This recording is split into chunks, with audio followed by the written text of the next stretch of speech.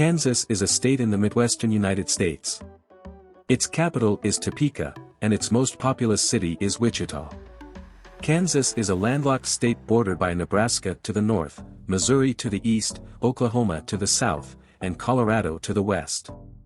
Kansas is named after the Kansas River, which in turn was named after the Kansa Native Americans who lived along its banks. For thousands of years, what is now Kansas was home to numerous and diverse Native American tribes. Tribes in the eastern part of the state generally lived in villages along the river valleys. Tribes in the western part of the state were semi-nomadic and hunted large herds of bison. The first Euro-American settlement in Kansas occurred in 1827 at Fort Leavenworth. The pace of settlement accelerated in the 1850s, in the midst of political wars over the slavery debate. When it was officially opened to settlement by the U.S. government in 1854 with the Kansas-Nebraska Act, abolitionist Free Staters from New England and pro-slavery settlers from neighboring Missouri rushed to the territory to determine whether Kansas would become a free state or a slave state.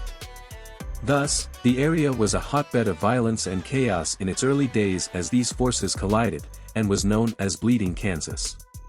The abolitionists prevailed, and on January 29, 1861, Kansas entered the Union as a free state, hence the unofficial nickname, the Free State.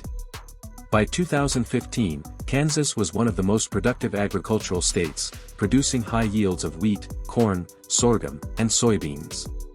Kansas, which has an area of 82,278 square miles, 213,100 square kilometers, is the 15th largest state by area, the 36th most populous of the 50 states, with a population of 2,940,865 according to the 2020 census, and the 10th least densely populated.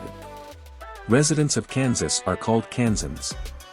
Mount Sunflower is Kansas's highest point at 4,039 feet, 1,231 meters.